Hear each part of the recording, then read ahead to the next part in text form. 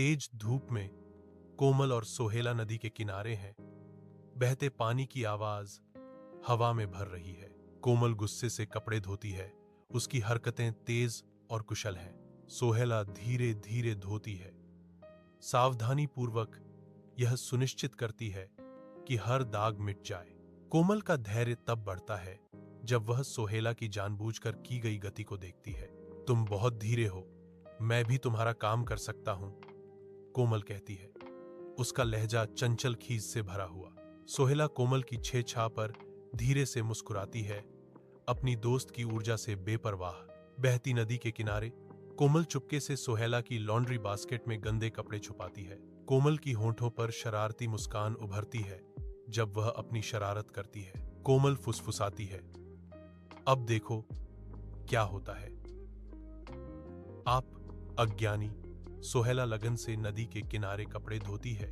उसकी हरकतें लयबद्ध और स्थिर हैं। साफ नदी शांत आकाश को दर्शाती है, जो उभरती शरारत के विपरीत है।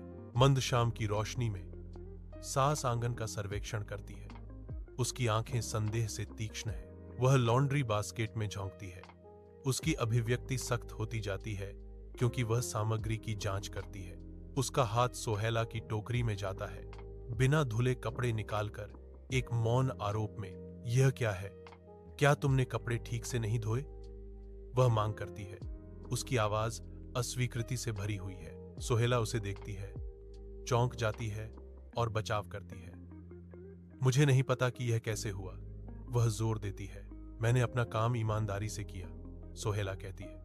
उसकी आवाज बढ़ते तनाव के खिलाफ मुश्किल से फुसफुसाहट है। शाम घर के आंगन में उतरती है, लंबी छायाएं डालती है क्योंकि सास प्रवेश करती है।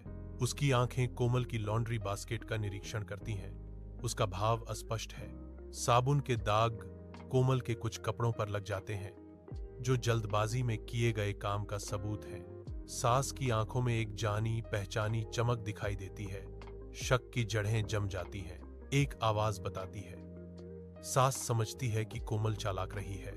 लॉन्ड्री बास्केट मासूमियत से बैठा है। कोमल के कार्यों का एक मूक प्रमाण आंगन शाम की धुंधली रोशनी में नहाया हुआ है, जो लंबी नाचती हुई छायाएं डालता है, जो खिंचती और विकृत होती हैं। कोमल अपनी सास के बगल में बैठती है। उनके बीच की चुप्पी अनकहे शब्दों और उबलते तनाव से भरी हुई है। उसकी सास का चेहरा गहरी चिंता से भरा हुआ सामने आ रहे नाटक के भार को दर्शाता है। काम पर ईमानदारी और ध्यान गति या चतुराई से ज्यादा महत्वपूर्ण है, उसकी सास कहती हैं। उनकी आवाज दृढ़ है। सत्य हमेशा झूठ पर जीतता है। तुम्हें सोहेला से माफी मांगनी चाहिए, वह जोर देकर कहती है। उसकी निगाहें अडिग हैं,